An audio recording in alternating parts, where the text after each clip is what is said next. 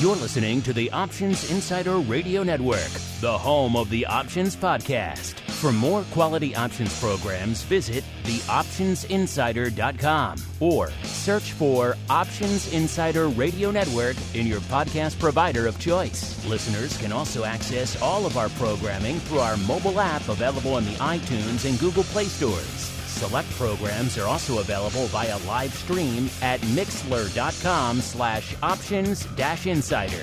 That's mixlr.com/options-insider. Don't forget to follow along with your favorite programs and submit your own questions for the hosts at twitter.com/options, stocktwits.com/options, facebook.com/theoptionsinsider, or via questions at theoptionsinsider.com.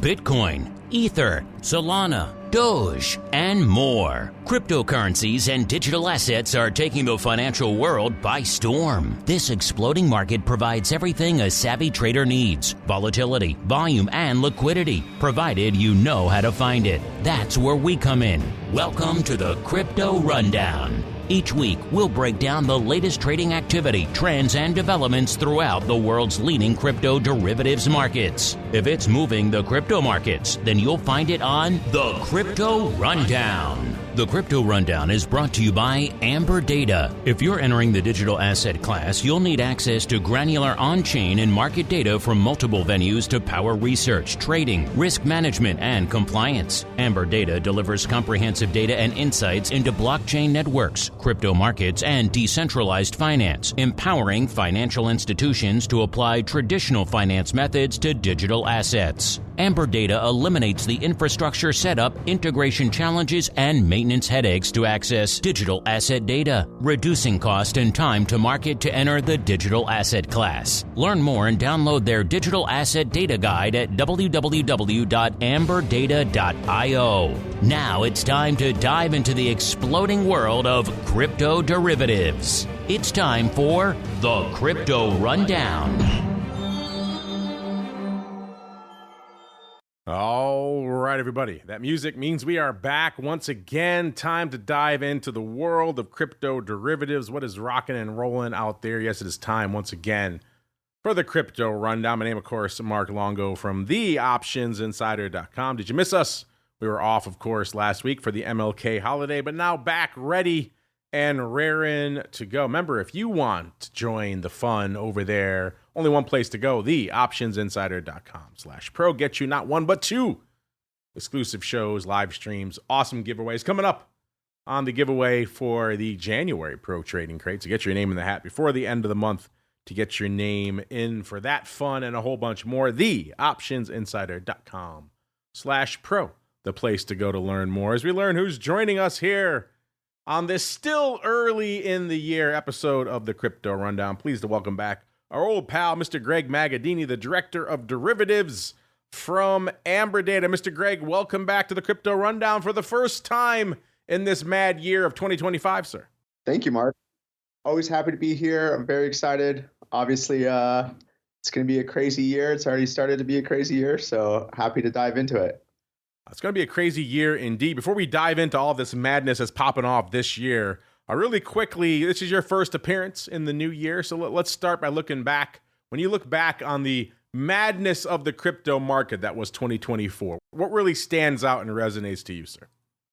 Yeah, so last year, the beginning of the year, the big event, which was around exactly 12 months ago, was the approval of the spot ETF.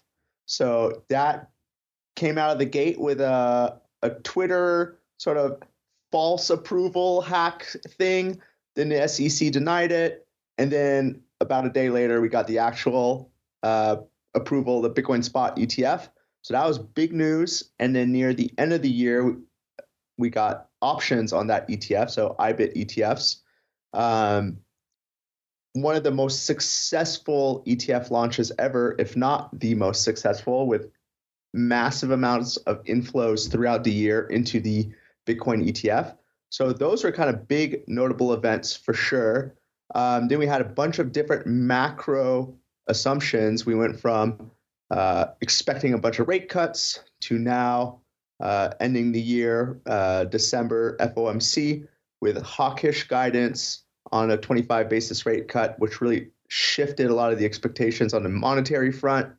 That quickly created some vol in the Bitcoin and crypto landscape, sold Bitcoin off, including equity space, which also sold off on that news. So that was kind of interesting. And then now we're in sort of the meme coin phase of crypto, and that's a new development. And so I think, with relaxing SEC rules and more of a meme coin adoption, we might see some very interesting things in 2025. MSTR pioneered the corporate treasury Bitcoin allocation and some of the things that Michael Saylor is doing to accumulate more Bitcoin. We might see similar types of things with new corporations, or we might have corporations launch their own meme coins, or who knows. So it's going to be very interesting. Yeah, it's wild to think back that it was pretty much exactly a year ago that they approved the ETFs. It seemed like it's going to be smooth sailing from there. Who knew it would take the better part of the year to get the options approved, Greg? Then, of course, all the other madness that's gone on in between, as you just pointed out. A wild year last year in crypto. Listeners, when you think back on the wild year that was 2024, what really stands out and resonates to you? Hit us up, let us know as we keep on rolling into the Bitcoin breakdown. It's time to explore the latest trending activity, trends, and developments across the world's leading crypto market. It's time for the Bitcoin Breakdown.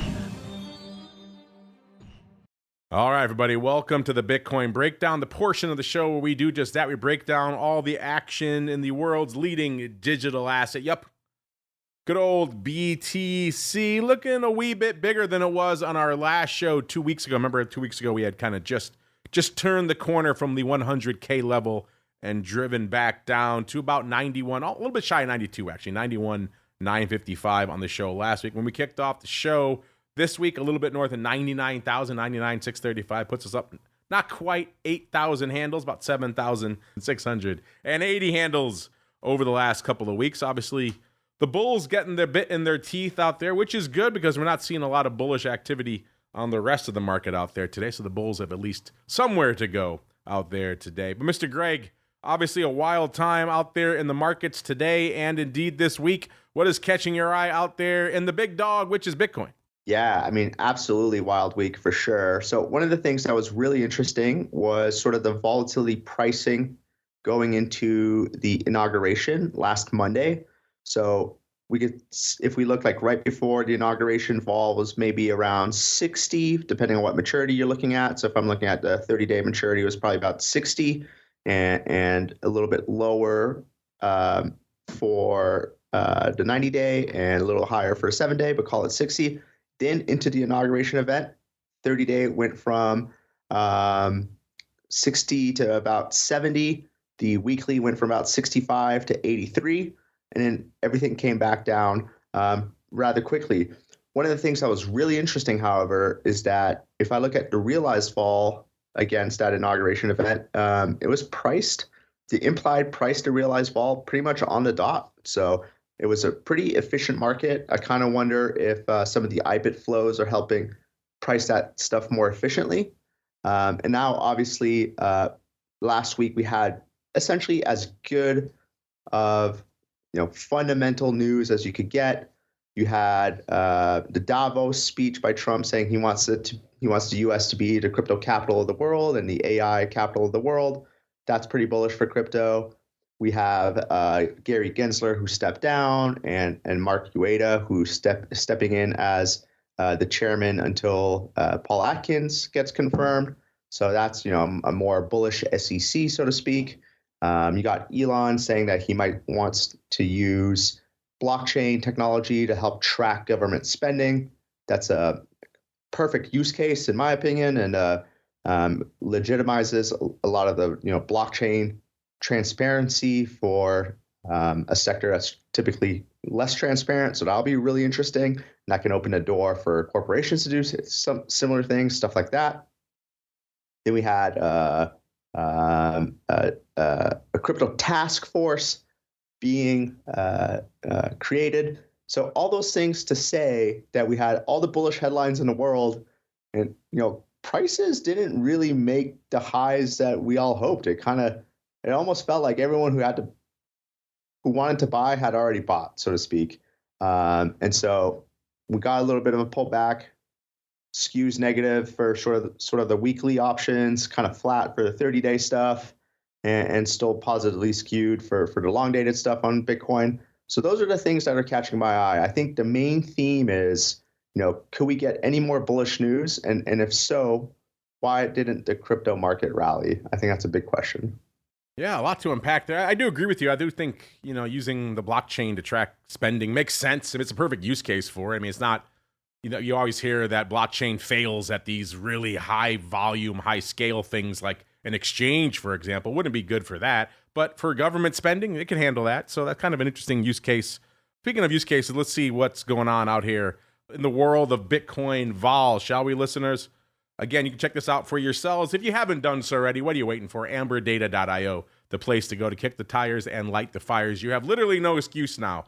The GUI is completely free for you folks to access. You can kick the tires on all this stuff we're going to talk about here and a whole bunch more. So you literally have no excuse as we go check out the weekly vol out there. Listen, one of the things that's been kind of interesting, certainly to me, I know to a lot of our guests on the show, certainly for the last couple of months in the crypto world, listeners, and also in the big dog, which is Bitcoin, is just the fact that despite what we saw, Bitcoin breaking new highs, retreating from them, rallying to it again, vol didn't really seem to care. Vol seemed like it was kind of stuck in a rut around this mid to high 50s level for the better part of the last few months.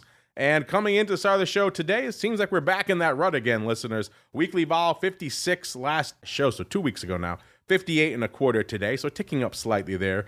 Seeing kind of the opposite on the 30-day front, 57 and 3/4 on the show 2 weeks ago, 56 and a half today, so coming in about 1.25 there. And if we go out to the 6-month vol front, we were at an even 60 on the show last week, I should say 2 weeks ago, 59.1 today. So Greg, it's been a while since you joined us on the show, since, December 16th of last year, so it's been over a month.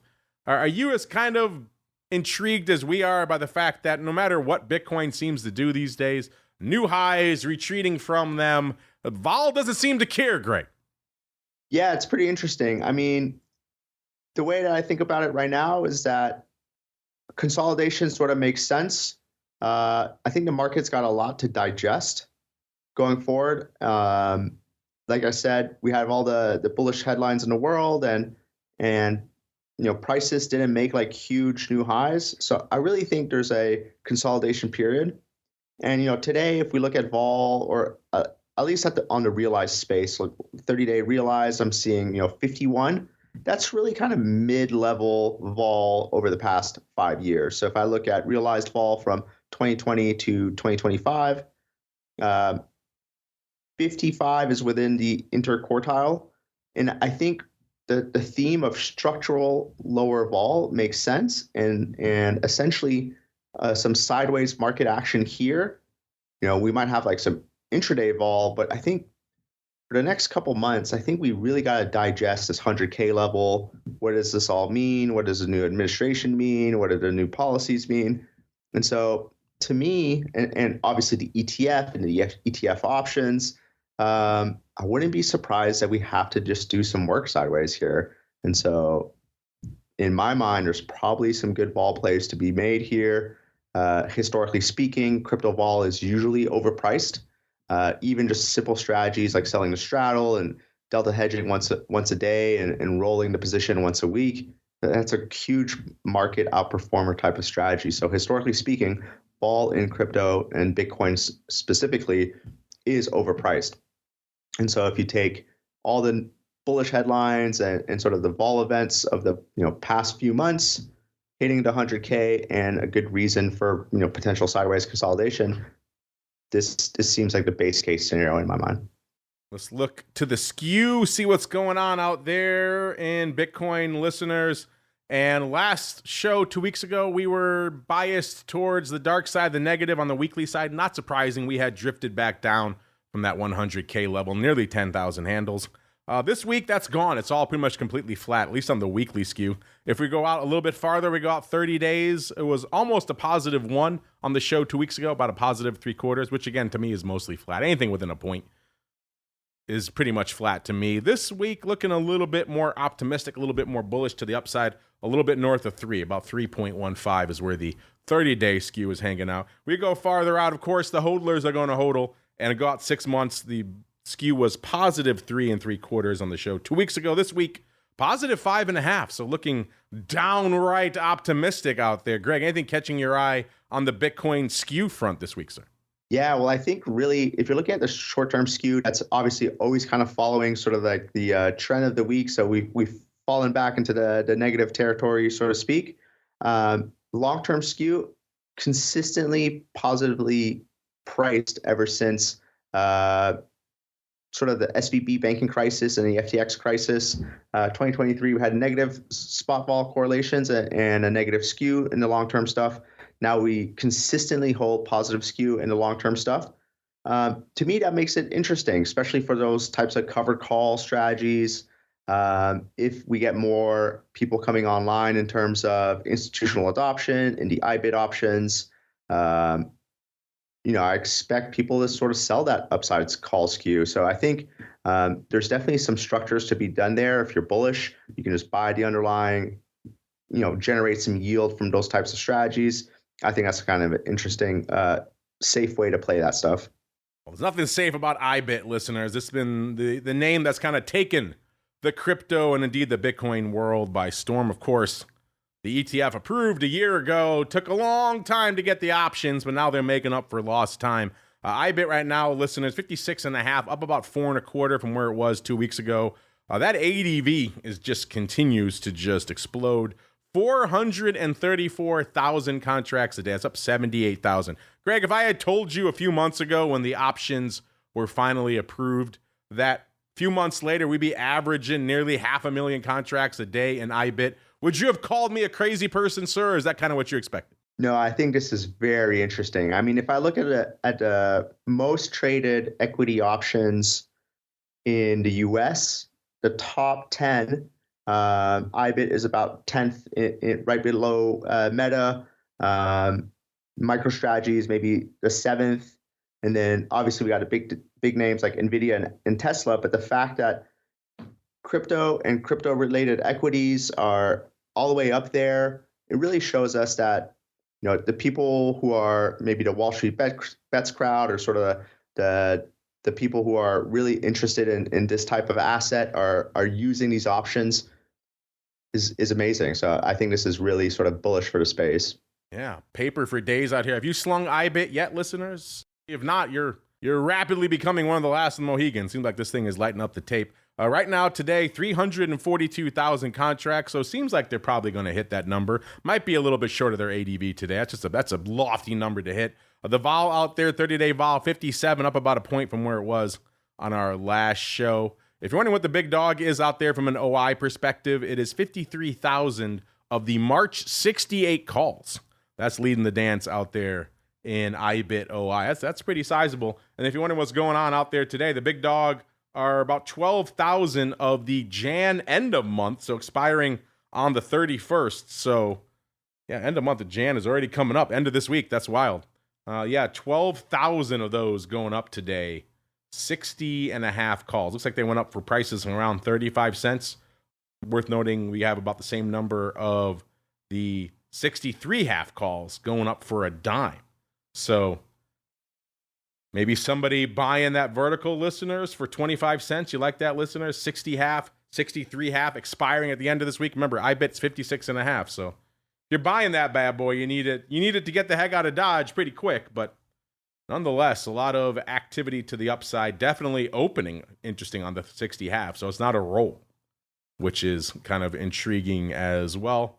Let's keep on rolling out to another product that I know a lot of folks were wondering once IBIT launched, is this going to be the death knell for this other product, the former darling in the Bitcoin option space, which is BITO, $24.15 when we kicked off the show, up nearly $2, about $1.90 from where it was 2 weeks ago. The ADV seems like it might have stabilized. It's 75,000 a day. It's actually up 2,000 from where it was 2 days ago. So maybe we found a little bit of a floor again. People were wondering for a while, is BITO going to go the way of the dodo now that IBIT has arrived on the scene? And at least so far, the answer is no, even though that ADV has come in quite a bit.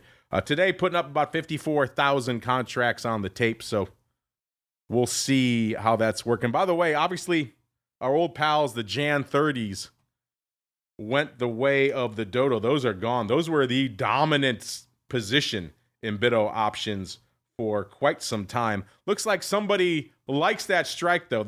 And now the size position are the June 30s, 30,000 of those. So roughly the same size, the exact same strike. 6 months later, I have a feeling if it looks like a duck and it quacks like a duck, listeners, good chance that it probably is a duck. I'm trying to go out here and see when these were open. Looks like they put on, some of these are positions are long. They started putting them on in July of 2023. Some of these have been on for a long time here on these Jan 30s. Interesting. Or excuse me, June 30s. Interesting. Maybe they also put on some in November of 2023. So some of this OI has been around for a while out here. Yeah, there's been about 25,000 open on these these June 30s since November of 2023. That's a long time for these 30s, but now taking the top spot. So kind of interesting out there. You think we can hit 30 by June expiration, listeners? Would you prefer to overwrite that? That could also be a way. I think some people were overwriting those Jan 30s last time. Greg, I know we've been kind of talking about BITO for a while. Some people were wondering if IBIT was the death knell. Seems like it's here to stay at least for a little bit longer. What's catching your eye in BITO, sir?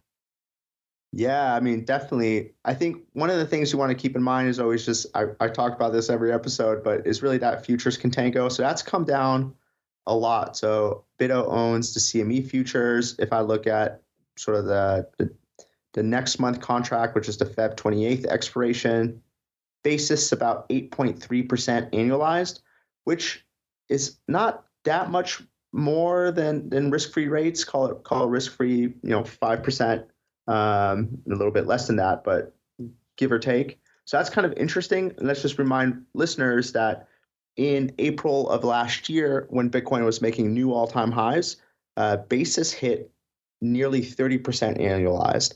So basis is pretty cheap right now, considering where we stand in terms of 100K Bitcoin. And so the BITO bleed in terms of basis, a little bit less. And then as you're trading those options, remember there's that dividend. So that's going to come out. Just hard to price these things unless you put all the variables in.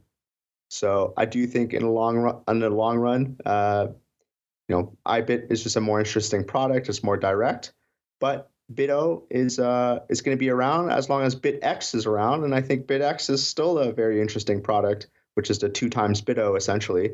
And so keep in mind of that contango and keep in mind those dividends.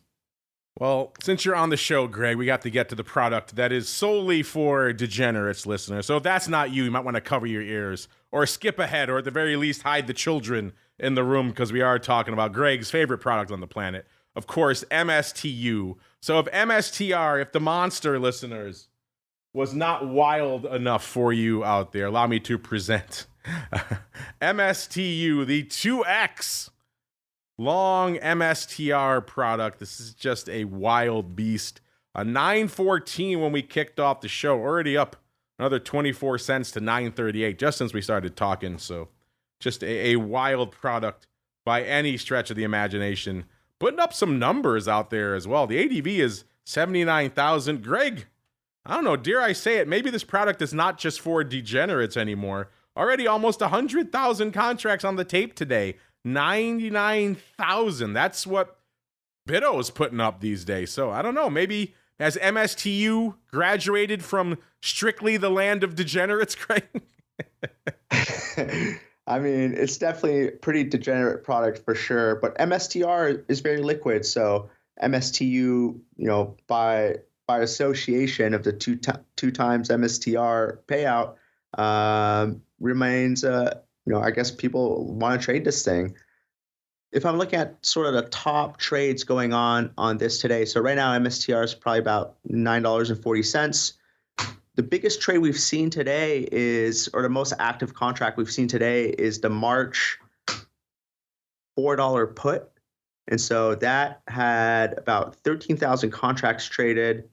We see the VWAP IV of 184 and a VWAP price of 25 cents and max IV of 187 and min IV of 167. So based off the IV range, I think most of these participants are on the aggressing side, are aggressive buyers of the $4 puts. And so if we get any sort of pullback in crypto, MSTR probably has some room to run lower. It's obviously trading at a premium to its Bitcoin holdings, and therefore 2x MSTU,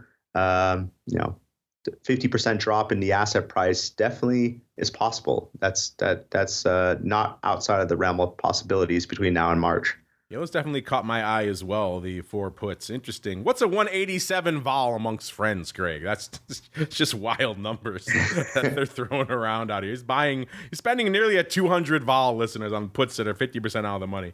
And you might have a chance of those actually paying off. You like those, listeners? March 4 puts for about 25 cents. Somebody liked them to the tune of about 12,000 today.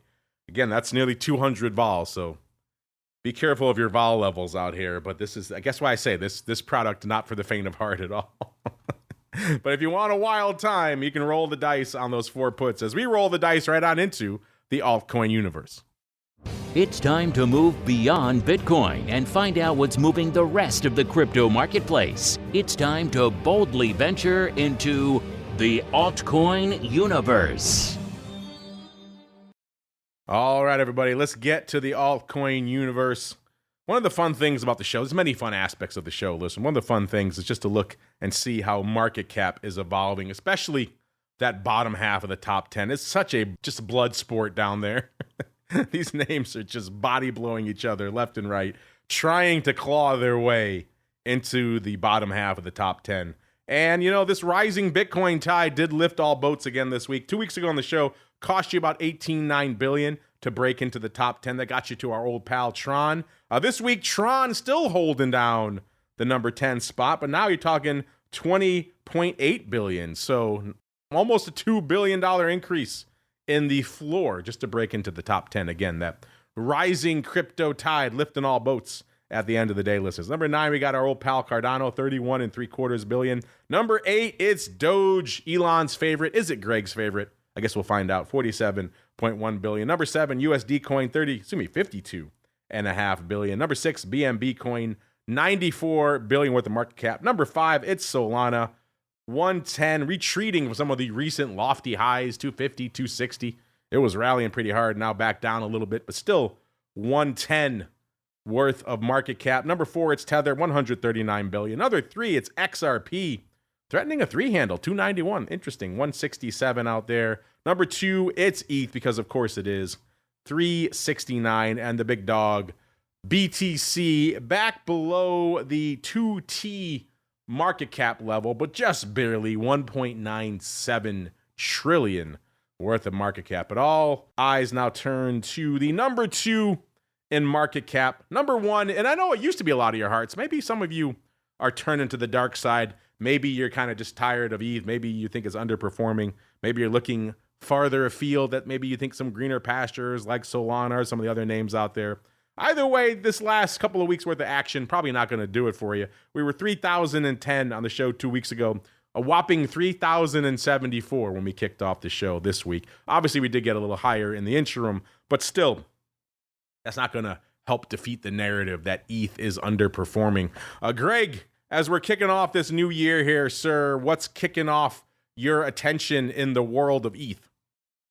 Yeah, so I think obviously, as you mentioned, ETH's been underperforming for quite a while now. I think one of the things to keep in mind, though, is even though the Bitcoin price, the ETH price in Bitcoin terms, that trend is steadily, dropping.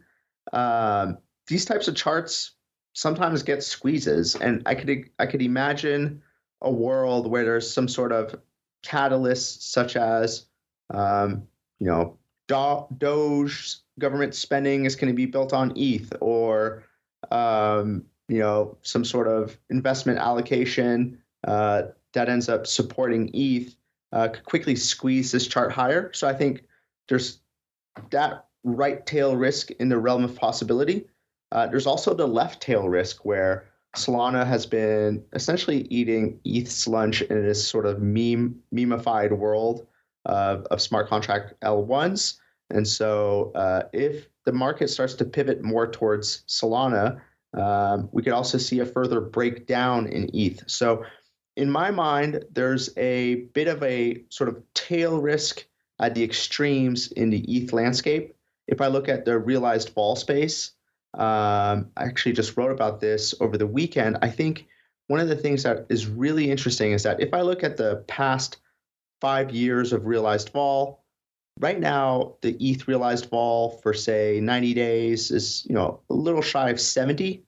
But if I look at the past 5 years, the upper 75th percentile is around 100. So there's about 30 vol points available to ETH just to get to the upper 75th percentile.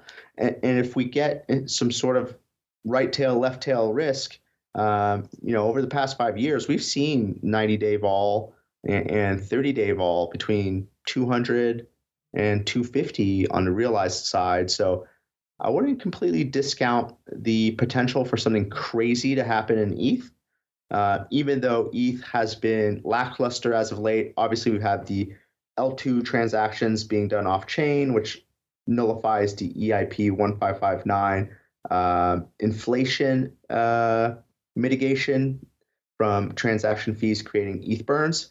And then we've had the ETH Foundation internal fighting, the kind of directionless leadership from the Ethereum Foundation, people asking Vitalik to step down and instead of him being the leader, hiring a board, things like that.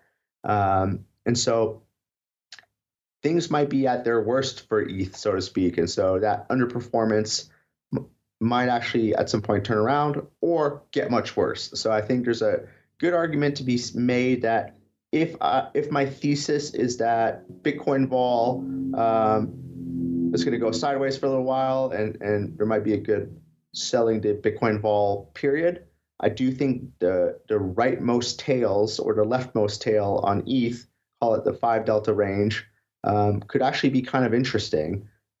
So that's kind of how I'm thinking about it as a long, 5 delta as a long. 5 delta range for ETH. Yeah, the news not exactly looking good for all the ETH bulls out there. That said, we did have some bright moments in the sun not too long ago. ETH hit about 3,700, pretty close to it, back in the first week of the year. So it can rally back north to that 4K level or pretty darn close to it.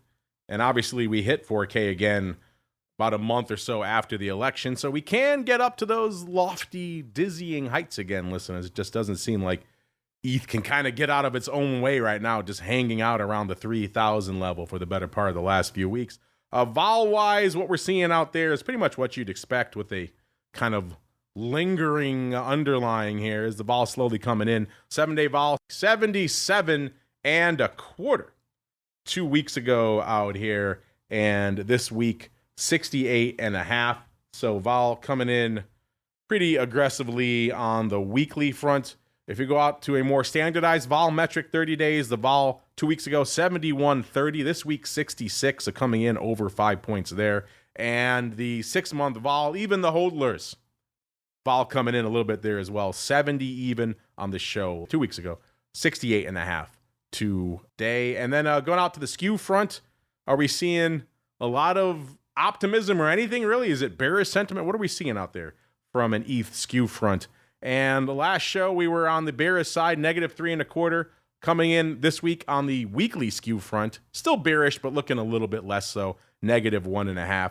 Going out a full month, listeners, almost a +2 to the upside. Last show, about 1.85. This week, 2.75. So maybe some folks out there looking for a little bit of a near-term turnaround here in ETH. We'll see. I mean, 2.75, hard to get too excited about that. You're not talking extreme bullish sentiment, but I think the ETH bulls will take what they can get. Going out 6 months, we were at a +5.85 on the show 2 weeks ago. This week, about 6.25. Greg, you just broke down all those interesting developments on the underlying side for ETH. What's catching your eye from a vol and skew perspective, sir? Yeah, well, one of the things that we do, and all your listeners can come check this out. It's free on the app, pro.amberdata.io. Pro.amberdata.io. is you can actually look at the risk neutral cumulative distribution that's being priced by the options market. So if I look at that for ETH, say, what's the probability of getting above 5,000, which is give or take the all-time high. By the end of the year, we see a 24% probability greater than 5,000, a 20% for the end of September, and then about a 12% for the end of June. And so, from now until June, I think there's a huge window of potential, news events to happen. So let's call it the 6-month option. And if I translate that into sort of the skew space and look at that historically, right now, the 6-month options are, call it, 5 vol points skewed to the call side. But in these bullish environments, we've seen them as high as like 40 vol points skewed to the upside, crazy things like that. And we've never really seen it much below, call it 10 points skewed to the put side. So I would say that the 6-month skew is kind of mid-level. It's not cheap, but it's definitely not expensive. And so if you have this thesis of maybe something gets announced here in the next 6 months and 12% probability of being above all-time highs, I don't think that's that crazy in the sense that things are unpredictable right now. So in my mind, something like a delta neutral, but owning the optionality to the upside. So buying the call and shorting ETH, something like that on a delta neutral basis could be kind of interesting. I think vol overall for ETH right now is kind of interesting. I think something's going to happen. Like it's going to pick a direction. Either Solana starts to eat ETH's lunch or ETH has to start making a comeback. Yeah, kind of wild moves just over this past weekend. You went into the weekend 3,400 in ETH. Seems like all was right with the world again with ETH, and we kind of fell off a cliff over the last 24 hours, plunging right back down to about 3,000, bouncing off of it in the wee hours of the morning today before rallying today. If you're looking for some bullish news, maybe Greg and I talking about ETH is turning it around, listeners, because now it's back up over 3,100, about 3,117. So, Greg, we just have to keep talking about it for hours here on the show, and we'll slowly lift ETH back to 4,000. What do you say? I love it. That's great. All right, listeners, let's run through some more of the altcoin universe. Then we'll get some of Greg's fun picks, and then we'll get some of your questions in here for this week. Let's go out to, as Greg was just talking about, the off-sided ETH alternative / competitor. It is Solana, just roaring back to life from where it was even a few weeks ago. We were sub 200, 176 on the show just a few weeks ago. So quite the run. It was at 227 when we kicked off the show today. In the interim, it got even higher, as I was saying. Solana rampaging up to I saw it up at 260, if not north of that there. So it was quite the run on Solana. Even still, 227.5 when we kicked off the show today. That's up 51 handles from where we were this time 2 weeks ago. So Solana bulls can't be too angry at that out there, and unless maybe you're angry you didn't scoop some at those lower levels out there. But yeah, it has been a rollicking start to the year, selling off. It's like we hit about 170 a few weeks ago, and that was kind of the near-term nadir. Then rallied hard off that list, and it's 261 about 8 or so days ago. Yeah, just wild times out there in Solana. Still in 51 handles over a couple of weeks. Can't complain about that. Greg, I know you've been keeping an eye on Solana. Everybody has. It's kind of hard not to, right? It's inescapable out there. What's catching your eye in the world of Solana these days? Yeah, well, I think one of the things that's interesting about Solana and Solana options especially is even if you're looking at the vol of vol is very high. So even if I look at call it the past year of at the money vol for 14 days till expiration, 21 days till expiration, I mean, we were as high as 137, then down to call it 90, then right back up to 130, then down to 65, then right back up to 115, then down to 65, then right back up to 90. Then in the past week we hit 140, and now we're back down to 105. So the vol of vol is pretty interesting in Solana. I think owning tails in Solana is another sort of interesting trade, just kind of like the ETH trade. even potentially more so, depending on where vol is in Solana. Obviously, buying 140 vol is never that fun, but if you can get sort of that 90 vol handle, that can be pretty interesting. And I think we're going to get more surprises in the cards for Solana. Obviously, we have a lot of memes, presidential meme coins and other meme coins on the Solana blockchain. That's pretty interesting. We had, some huge trading volumes on Solana dexes. We've had Solana stablecoin issuance double from 5 billion to 10 billion in a past week or a couple weeks. All that stuff is very good developments for Solana. The options market is not as liquid, of course, and we'll see if we get those Solana ETFs and hopefully ETF options soon. That would be great. But I think Solana is going to be full of surprises for us. Yeah, Solana ETF certainly would be very interesting for an underlying that was just, $9 not that long ago. Now we have ETFs potentially on them, options. You're right. I would love to see a little bit more liquidity in this Solana options. Folks are obviously interested in it, and certainly an underlying around 250, 225, 260, anything north of 200 certainly merits some interest from an options perspective, but very fascinating stuff. XRP also looking a little fascinating again. It's seeming like it was going to stay stuck around that 2.5 level. That was the new 50-cent level that it was stuck at for years. It was at 2.5 on the show 2 weeks ago. 292 coming in the start of the show today, up about 45 cents. So maybe XRP finally coming back to life. Greg's favorite, Doge, 32.4 cents 2 weeks ago, a whopping 32.2 cents today. So not a hell of a lot going on the Doge front. Litecoin, 95, pretty much even 2 weeks ago. 111, pretty much even coming into start of the show today. It's up about exactly 16 handles. So nice little pop for Litecoin. Cardano, 91 cents 2 weeks ago, 90.6. So not a hell of a lot of action there. Polkadot actually giving up the ghost. 618 2 weeks ago, 577 this week, down about 41 cents. And Greg's favorite, Shiba Inu, a million zeros, 2-0 on the show 2 weeks ago. This week, a million zeros, 1-8. So unfortunately, no Shiba Lambos for you. Greg, we got some questions I want to get to. Before we get there, I know you always come with a couple of altcoin in your back pocket. Any in particular you're keeping an eye on this week, sir?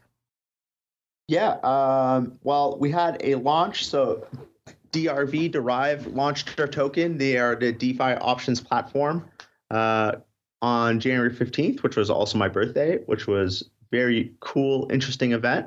So that's something I just follow. I definitely like that project a lot. I think they have a pretty fancy DeFi exchange for options and perps. So that's definitely something I like to look at.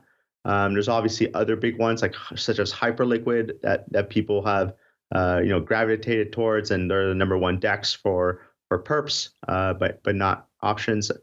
So that's kind of interesting in terms of our favorite coin, Dogecoin. I think Dogecoin is pretty interesting in the sense that it's really going to be a coin that either does nothing or gaps up very hard.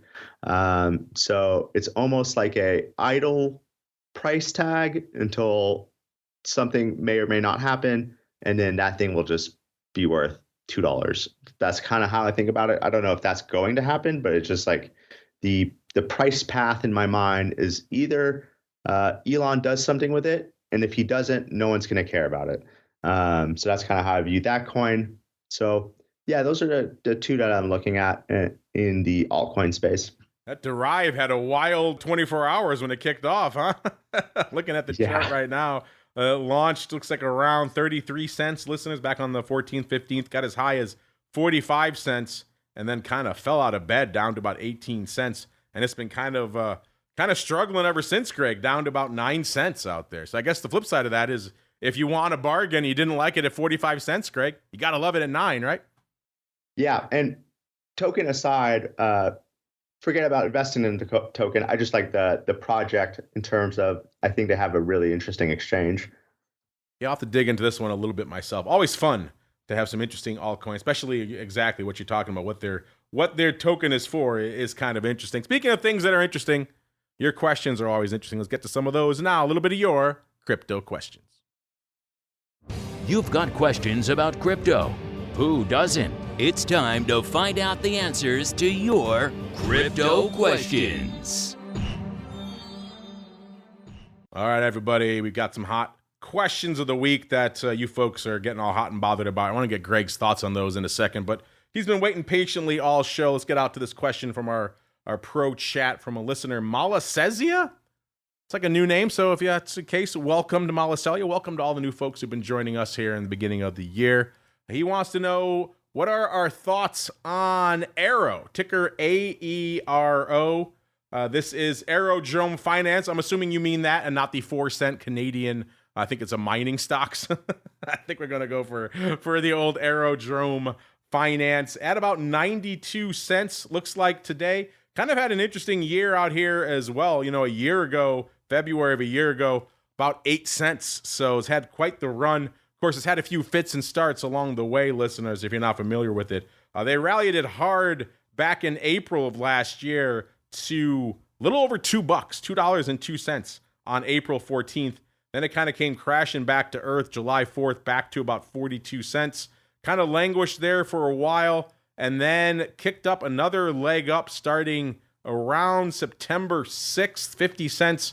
Kept rallying all the way, obviously got caught up in the crypto boom at the end of the year. And right around the time that I said ETH topped out around 4,000, so right around early to mid-December, we had AERO topping out, it looks like around $2.20. So quite the run. Since then, it's retreated, cut more than in half back to about 93 cents again. So hanging out kind of in the midpoint of this chart over the better part of the last year. Obviously quite the range, though, about a dime to the downside and about $2.20 to the upside. An interesting one, Aerodrome Finance, again, not one that we follow too much. Looks like it's a next-gen automated market maker designed to serve as Base's central liquidity hub. Interesting. So it has a powerful liquidity incentive engine. That's kind of getting to the heart of what we like to talk about here on the show. We always love so many of these automated market makers here in the crypto space, and it sounds like AERO is one of these. Interesting. Greg, are you a fan of AERO? Is this one you've watched at all, sir? So I haven't looked at the token, but again, I think the project is pretty good. So in the sense that I've used the exchange, I thought it was like a really nice user interface. Obviously, everything on Base transacts very cheap and is very quick.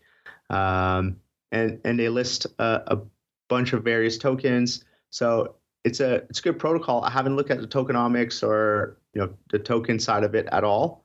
But I do think Base chain protocols having the support of Coinbase, essentially, at least the chain does. That's always kind of interesting. It's definitely something worth, that merits some more investigation. Yeah, I like these tokens that aim to enhance liquidity out there. Always a good thing at the end of the day. And yeah, these AMMs, some might say they're a dime a dozen in the crypto space, but some obviously distinguish themselves from the pack. Seems like AERO might be doing that. That's a good suggestion. Who was that? Malasesia. I'm going to put this on my watch list. I'm going to do a little bit of a deeper dive into it. Sounds like Greg is as well. Maybe we'll come back to it on a future show. The good news is if you did like it at $2.20, it's 93 cents right now. Obviously, it's much higher than it was at about a dime a year ago as well. So maybe tread carefully there. If you want some, maybe start averaging in slowly. I wouldn't go whole hog, but at least it's not $2.20 again. So kind of interesting stuff. Again, with these tokens, the devil is in the details. I need to dive in, but kind of an interesting one. Might have to put that on our radar. Good suggestion there, Mr. or Mrs. Malasesia. I like the name, Malasesia. All right, so let's keep rolling here. Greg, we got some hot questions of the week that are tearing up and dividing our audience right now. I'll get you out of here giving your thoughts on these. Not all entirely crypto related, but very much near and dear to what's going on right now of the moment. We have a two-parter this week, Greg. It's all about what's lighting up the tape right now in the broad equity space, which is, of course, all this kerfuffle over DeepSeek. We're asking our audience, is DeepSeek the canary in the coal mine for the end of the AI boom? Quite simply, will SPX close positive on the year? And then we follow that up during the show, actually, right now, with kind of a second part, an addendum to that, which is, do you think NVIDIA will close positive on the year? Obviously, a lot of the crosshairs right now for this DeepSeek sell-off fixed squarely on NVIDIA. Greg, have you been watching all this madness unfolding today? And what are your thoughts on what it portends for the broad equity space and indeed NVIDIA in particular, sir? Yeah, I mean, talk about a big 17% move in NVIDIA. That's really interesting. I mean, that's one of the highest vol. I think it is the highest realized vol that NVIDIA has seen in the past 5 years. I haven't checked the whole history, but looking here at the past 5 years, if I do daily vol of that, it's like a daily vol of something like 250% annualized, something crazy like that. So that's pretty interesting in terms of opportunity. I think, obviously everyone's been dying to get a piece of NVIDIA. I mean, who can tell the future for sure, but there's probably going to be some people who are going to view this as an opportunity to finally be able to get in. I think that the theme today is really, well, if the Chinese can make AI with DeepSeek without needing as much GPUs, then we have to adjust our forecasts for GPU demand. Therefore, if we adjust for forecasts for GPU demand, our discounted cash flows extrapolated out, 10, 20, 30 years, if we move that down 10% on the demand side, that actually decreases the valuation of NVIDIA drastically from a compounded effect. But I think it's still a little bit early to say how all this stuff goes. I'm not an AI expert by any means, but just judging by the markets, usually when there's kind of like a big surprise event like this, it can definitely overshoot and create an entry point for people who have a little bit more of a long-term window. Not saying that's going to be the case, but that's kind of the theme that I have in the back of my mind here. Yeah, it's very interesting stuff. We were debating it earlier on the option block. Our audience is debating it right now. Right now, they're saying over half of you, 58.3% of you are saying the S&P will not close positive on the year. That could be DeepSeek related, could be other things going on as well. But right now, only 58.3% of you say no. Only 25% say yes, the S&P will close higher on the year. 12.5% say you don't care, you're trading vol all day anyway. And a little over 4% saying you don't care, you're trading crypto all day. Like maybe AERO and some of the other new tickers we're talking about here, listeners. So intriguing stuff. You follow that up actually with a more targeted question. Quite simply, do you think NVIDIA is going to close positive on the year on the heels of all this news? And maybe getting along the lines of what Greg was saying, 73.9% of our audience right now saying heck yes, only 26.1% saying no. So interesting. Maybe you think NVIDIA is going to shrug off this latest attack at it. Intriguing stuff. We'll get out of here on this one, Greg. A year ago, we asked our audience, because you said it was pretty much the 1-year anniversary of the launch of the Bitcoin ETFs. We asked our audience a year ago, now that the spot Bitcoins are finally approved, do you think Bitcoin will close positive on the year? It was time for our annual sentiment poll, kind of like we're doing now in the S&P. And our audience, Greg, as usual, very precise, very accurate. 56.7% said heck yes. Obviously, that was the right answer in hindsight, Greg. A wild year in crypto. What are your thoughts on our audience being pretty prescient? And obviously, they're buyers of NVIDIA here, Greg. So maybe I think this is an opportunity kind of like you do, Greg. And if folks want to check out what you got cooking on the Amberdata side, maybe kick the tires on your GUI for themselves. Where should they go? What should they do? Yeah, absolutely. So the GUI website is pro.amberdata.io. You can make a free account and have full access with just your email and email verification. So very exciting stuff there. If you want to get some of our weekly insights, you can go to amberDataDerivatives.substack.com. And then you can check out our YouTube channel on everything related to trading, as well as interviews with crypto vol traders. Just type in Amberdata Derivatives or GVOL in the search bar. There you go. Check them out. Kick the tires and light the fires. Try your hand at that GUI. A lot of great stuff. We really only have a chance to scratch the surface. The show could be 6 hours, and we would still only scratch the surface of it. Check it out. Amberdata.io, the place to go to kick the tires and light the fires. That is going to do it for us on the network today.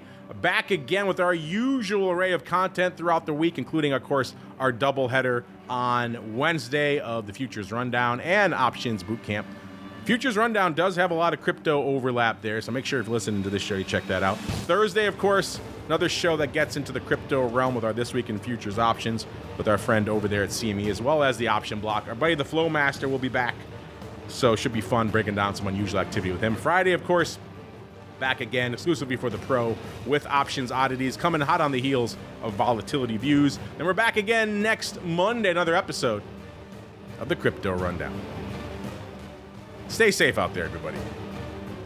The Crypto Rundown is brought to you by Amberdata. If you're entering the digital asset class, you'll need access to granular on-chain and market data from multiple venues to power research, trading, risk management, and compliance. Amberdata delivers comprehensive data and insights into blockchain networks, crypto markets, and decentralized finance, empowering financial institutions to apply traditional finance methods to digital assets. Amberdata eliminates the infrastructure setup, integration challenges, and maintenance headaches to access digital asset data, reducing cost and time to market to enter the digital asset class. Learn more and download their digital asset data guide at www.amberdata.io.